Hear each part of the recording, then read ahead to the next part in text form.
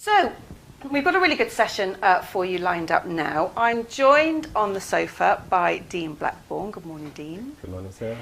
Dean is the course leader of our Bachelor of Science undergraduate degree in Counter Fraud and Criminal Justice Studies.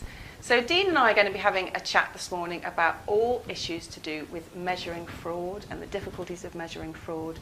So if you've got any questions about this, if you're a fraud student or indeed if you're a student on one of our other degrees as well, please just post your question or your comment and Dean will try to answer it for you if you can. But while you're thinking up those questions, I've got a few for you to start you off. And first of all, Dean, I suppose what we're interested in really is why is measuring fraud so important? I suppose it's like any aspect in crime. If you don't know what you're dealing with until you measure it.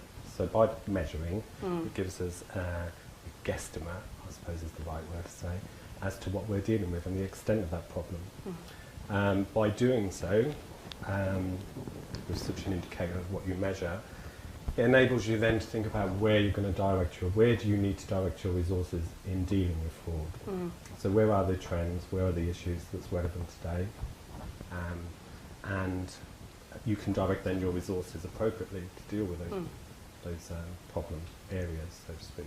If we know the true picture of what's out there. Because as you know, there's always the dark figure of crime. Some would say what we know is merely the tip of the iceberg. And of course that's dependent on many factors as to why people don't report, or more importantly within the field of fraud, not everybody knows they're a victim. Until, someday down the line. You and I could be victims of fraud now. Yeah. Not encouraging anybody. So, there is that, what we see is really a snapshot of what is out there. There's complications obviously relating to that as to how truthful that picture is that we're dealing with. And I think we can talk about more about the methodologies of capturing the true nature of fraud out there. Yeah. Too. Let's go right back to the beginning then. If I am a victim of fraud, where do I start? Who do I report that to? And then what happens in the following stages? Ideally, the process should be to report into action fraud. Action fraud are the first port of call, and they'll pass on the details then to the investigating police. But they can then collate that picture of where those crimes are occurring too. So there are, people are not necessarily informed as to where they need to report these frauds. You do hear stories and testaments to people who become frustrated with the process of reporting, purely on the basis that they get pillar to post. They might go to the police say you have to go to action fraud, and vice versa. I have come across, stories, people telling me about how frustrating they felt the process, or totally naive and ignorant of the fact what they need to do. What do action fraud do then when something's been reported to them? Well, they collect the data, so they'll analyse the data and basically act upon that data. But purely they've, it's logged. They'll offer you guidance, reassurance and that sort of thing, but also then direct it to the necessary appropriate action. So they don't investigate the fraud? No. They will pass on that information? Yeah. Pass on all information of all fraud that's reported to them, or what they deem to be? I would imagine, I believe they will pass on all. So, they release their own statistics on frauds that are reported to them, so they have their own reports. But again, their action is then as good as the information they come to know. So. Do you think, I don't know if there's been any research on this, but do you think the general public are aware that they don't report fraud to the police, that they should report to action fraud? No. I think there's a you can't call it an ignorance, I suppose, but there needs to be more trafficking, I suppose, as to where you would go with the information, so more direction, really. Yeah. So that comes with time. If the beauty, I suppose, of having research and having as much information out there, seen as with social media savvy nowadays and everything else, I suppose most people would look to online and do a general search as where do I report my fraud and that kind of thing.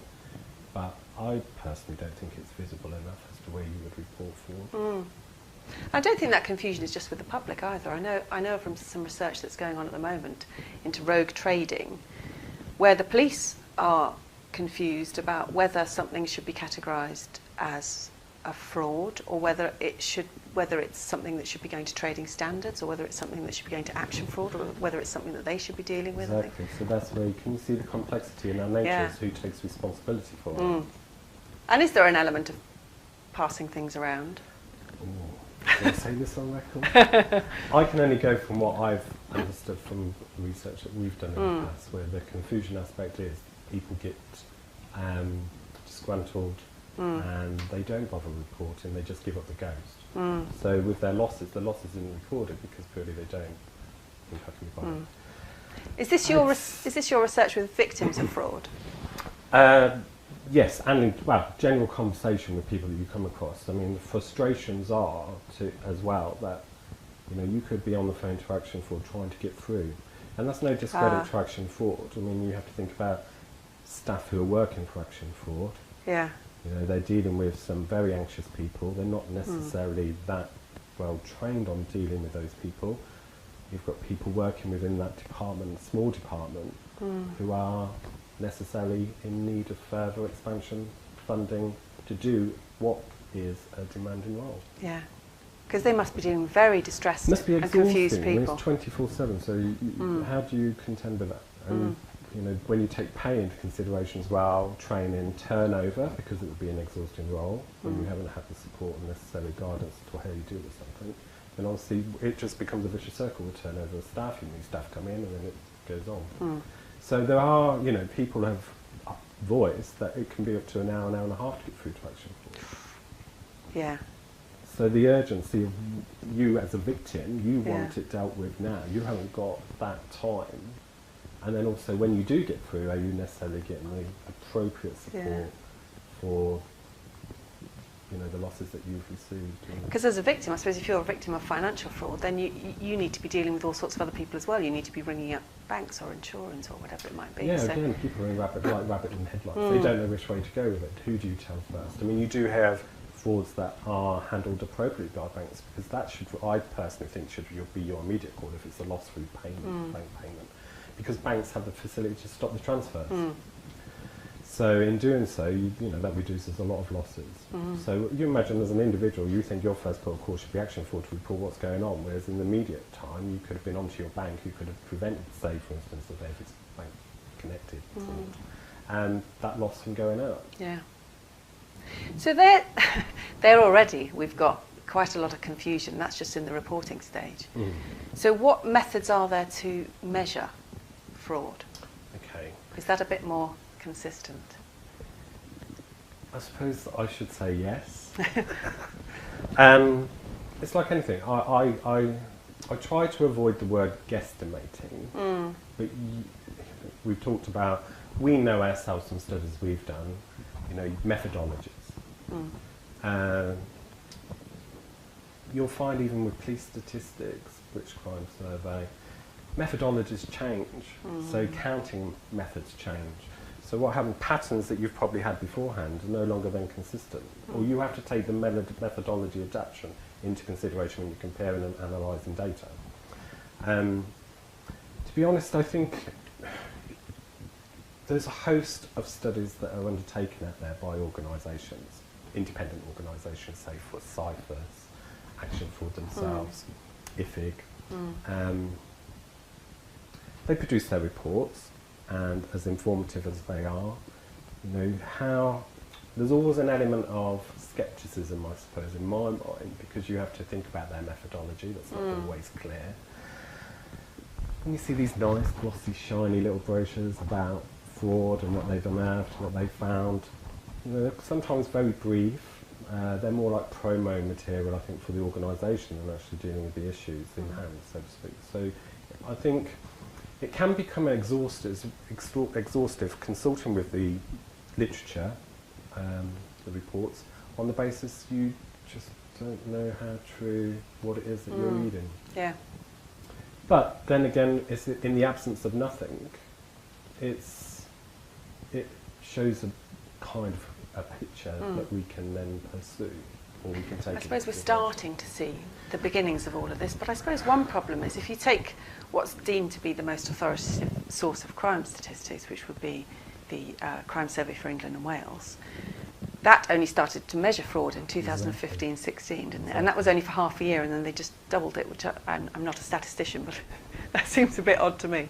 But what's interesting about that is that the Crime Service for England and Wales are talking to victims of personal crime, whereas the victims of fraud more generally, you've got corporate fraud, you've got fraud across huge organisations, that wouldn't be included in the Crime Survey for England and Wales. And nor would the fact that a paper I was reading this morning, interestingly, about SME, small medium enterprises, 50,000 jobs lost this last 6 months as a result of fraud, because those small businesses cannot recoup those losses through fraud.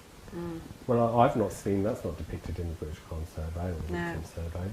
So when you think about, that financial loss, and also this, a small business setting up and it's hit by fraud, to recoup those losses it's a long way to come back. So the easiest thing is to fold and let people go. So 50,000 jobs lost through fraud. I mean, when you think it's said that out of every 2 crimes, 1 is fraud.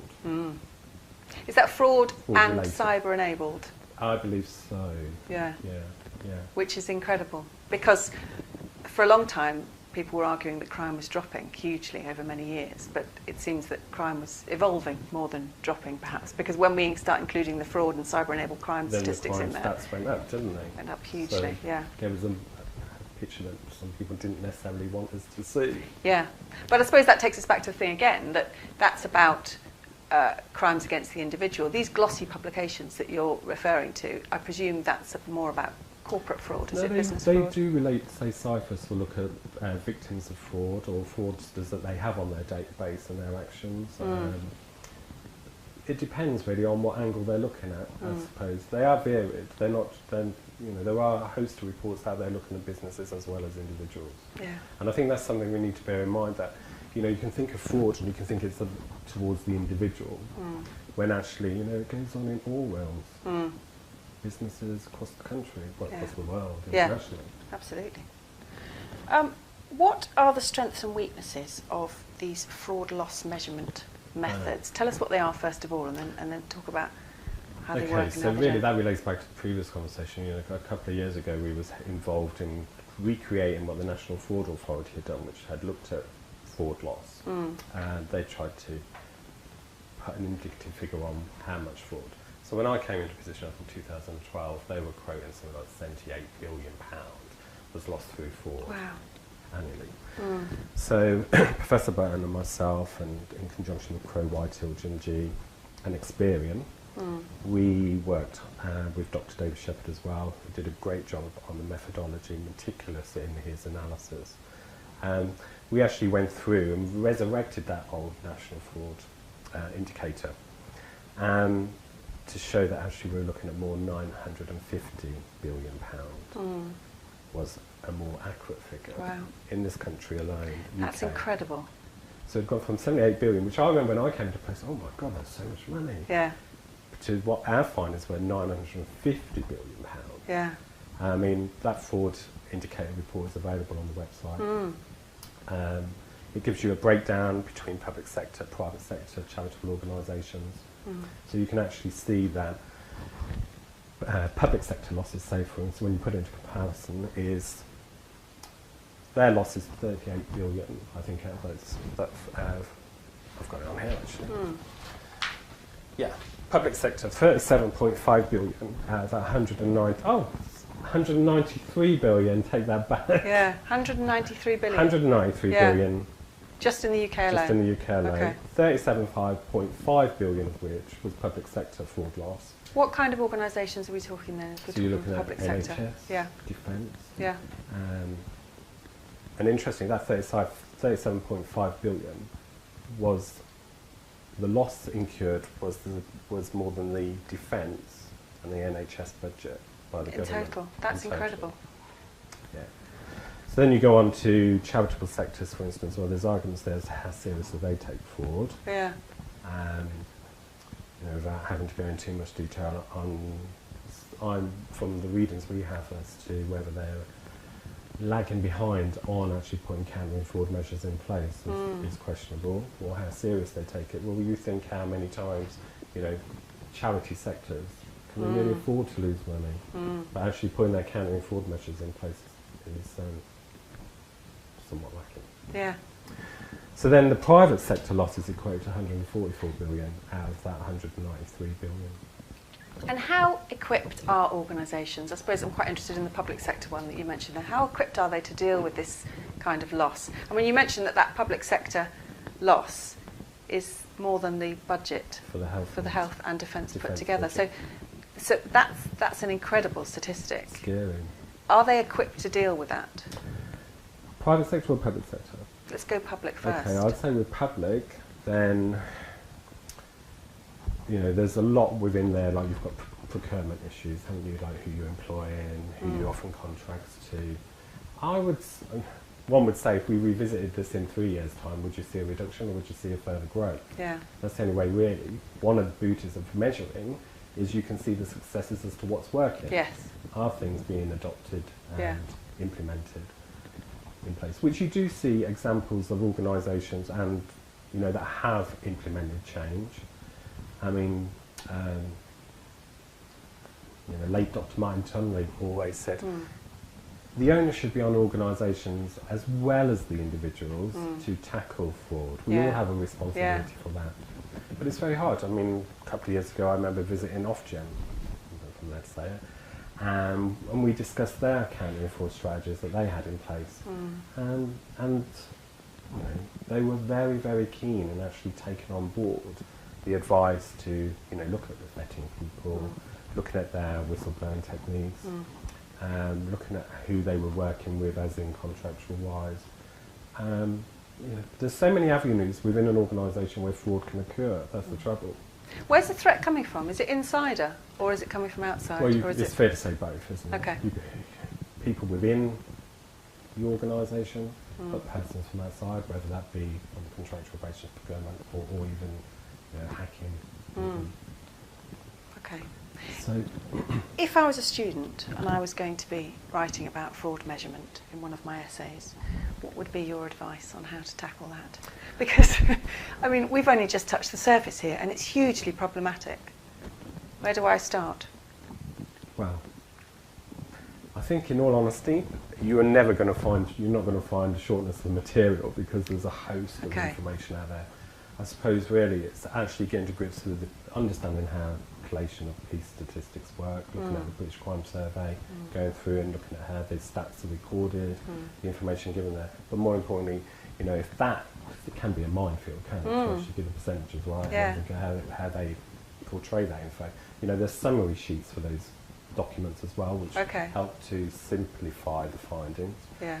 But more importantly, you know, there's a host of other, like as we just said before, there's organisations, they publish their own reports, they give an insight, albeit somewhat briefer in comparison to the British Crime Survey. Yeah. I would say start there. And don't become swamped, because you can become swamped down as to, you'll think, well, there's contradictions as to what I'm reading in this. And I think it's always important to get your timeline of as in dates. So, you know, if you're going to look at the historical, then compare it with what's recent. See the growth. Hopefully, even better if you can see where there has been a decline, because I think a decline obviously always shows that something is working somewhere. But bearing in mind that trends occur. What's a fraud today might not be a priority as a fraud next week. Is that to say that it's declined, fraudsters have evolved and moved on? Or is it to say that countering fraud measures have been introduced which have actually helped to eliminate that fraud? Or has it evolved into something different? Well, they're always evolving, aren't Yeah. they? Because according to the Crime Survey for England and Wales, the fraud stats have dropped, haven't they? The incidents over the last couple of years. On some But aspects. but is that again, all a it's measurement? what they're reporting, isn't it? I mean, payment fraud is, you know, with using your plastic card, they show a dip there, I believe, as well. But then, you know, that shows banks are doing a lot more on the forefront of countering that too, and dealing with, you know, stopping transactions, or monitoring accounts to see where suspicious activities occurring. So there's a host of things going on out there. But I think it's important to bear in mind that, you know, when you look at action fraud and the different types of fraud, once you get a grasp of those 100 plus, then they all go into the same pot, don't they? It's a bit like treating fraud as an economy, I think. Yes. Yeah. You need to have an understanding of what the problem is, Yeah. to understand then where you're going to direct your resources of what you're dealing with, and how then is it reducing, and what other areas are becoming explosive. I like that as a structure for an essay, though, and I think not just with an essay on this particular topic, but with an essay on all topics, is that you've got to outline the nature of the problem first, haven't you? So if you're dealing with this as an essay topic, outline the nature of the problem in the best way that you can, given that, as you've already said, there are masses of different sources and all sorts of confusion. Totally. And then, at the remainder of the essay, talk about how to perhaps deal with some of And that. I think from my part, dealing with marking essays, it's originality you're looking for. Because the arguments are out there. There's no set right answer, but actually drawing in those different themes, the evidence that individual finds, to compile their evidence, that's the joy of the job, isn't it? Instead of the set structure. Yeah, brilliant. Thank you very much, Dean. There's some really interesting statistics there and some really interesting thoughts on the kind of huge, complex world of fraud.